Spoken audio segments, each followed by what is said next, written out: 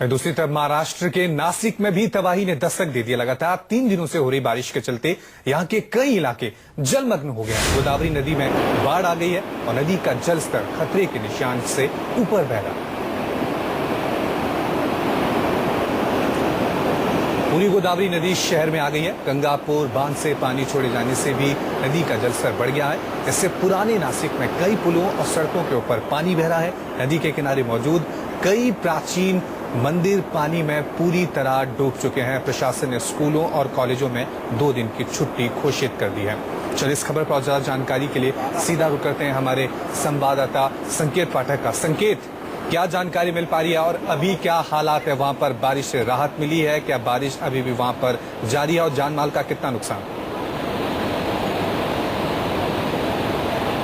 आज देखिए, अगर मैं इस वक्त की नासिक की बात करूं तो यहाँ पर हालात पिछले 2 दिनों के मुकाबले कुछ हद तक सुधरे हैं। मैं आपको सीधे तस्वीरों में गोदावरी नदी को दिखाना चाहूंगा।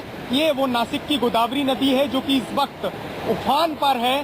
पिछले 2 दिनों से लगातार नासिक में बरसात हो रही है, जिसके बाद जो गोदावरी नदी है वो पूरे उफान पर आ गई है। और आप देख सकते हैं तस्वीरों में कि जितने भी प्राचीन मंदिर यहाँ पर हैं वो लगभग डूब चुके हैं। और जो आसपास के इलाके हैं, अगर मैं कुछ इलाकों के नाम बताऊं आपको, पंचवटी जो इलाका है, इसके अलावा सराफा बाजार है, साथ ही साथ रामकुंड के आसपास के जो इलाके हैं वहाँ पर 2 से 3 फीट पानी अभी भी जमा हुआ है। लेकिन पिछले 2 दिनों के मुकाबले कुछ हद तक पानी कम हुआ है, क्योंकि देर रात से बरसात रुक कर हो रही है। और यही उम्मीद की जा रही है कि अगर आज बरसात नहीं हुई तो पानी जो निचले इलाके हैं जहां पर पानी भरा हुआ है वहां से पानी निकासी हो जाएगी। लेकिन अभी रुक कर बरसात हो रही है। अगर तेज बारिश होती है तो नासिक में भी बाढ़ जैसे हालात बनते हुए नजर आ रहे हैं, क्योंकि गोदावरी नदी अपने पूरे उफान पर है। जो आसपास के इलाके हैं वहां अभी भी पानी भरा हुआ देखा जा सकता है। लेकिन दूसरी तरफ जो प्रशासन है वो पूरी तरह से मुस्तैद है और लोगों को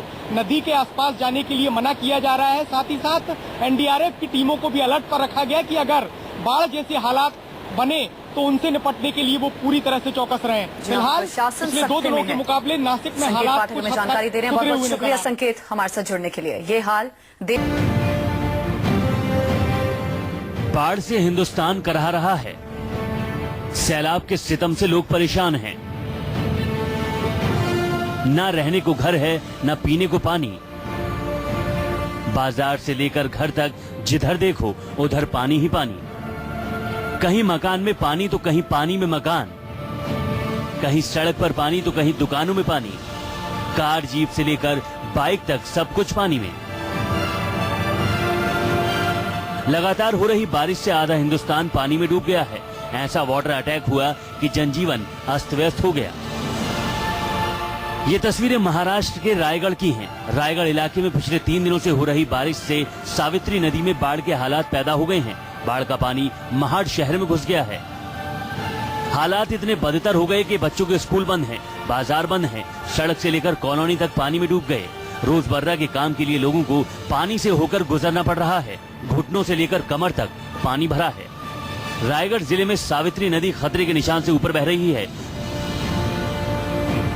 रायगढ़ जिले में पिछले 36 घंटों की बारिश ने इस बार सारे रिकॉर्ड तोड़ दिए।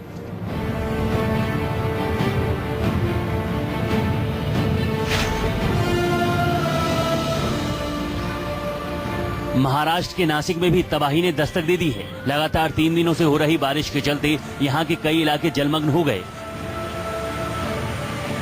गोदावरी नदी में बाढ़ आ गई और नदी का जलस्तर खतरे के निशान से ऊपर हो गया। पूरी गोदावरी नदी शहर में आ गई है। गंगापुर बांध से पानी छोड़े जाने से भी नदी का जलस्तर बढ़ गया है। इससे पुराने नासिक में कई पुलों और सड़कों के ऊपर पानी बह रहा है। प्रशासन ने स्कूलों और कॉलेजों में 2 दिन की छुट्टी घोषित कर दी है। हालात से निपटने के लिए सेना के 300 जवानों को मदद के लिए बुलाया गया है।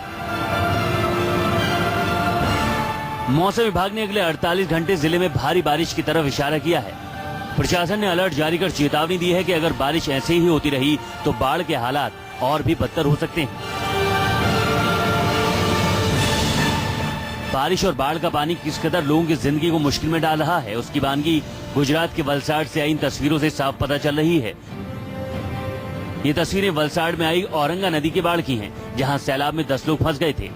फंसे लोगों को बचाने के लिए इंडियन कोस्ट गार्ड के हेलीकॉप्टर को बुलाना पड़ा, जिसके बाद एक एक करके कोस्ट गार्ड की टीम ने इन लोगों का रेस्क्यू किया। फिर से देखिए रेस्क्यू की इन तस्वीरों को। इन तस्वीरों को देखिए, ये तस्वीरें राजस्थान की राजधानी जयपुर की हैं। कैसे मामूली बारिश में ही गुर्जर की थड़ी से मानसरोवर को जोड़ने वाली रोड की पोल खुल गई। पानी की सही निकासी न होने की वजह से अचानक ही इस अंडरपास की सड़क धंस गई। गनीमत ये रही कि सड़क जब धंस रही थी तो कोई सड़क पर मौजूद नहीं था, वरना बड़ा हादसा होना तय था। रायगढ़ से प्रवीण जाधव के साथ जयपुर से श्रीवत्सन, न्यूज 24।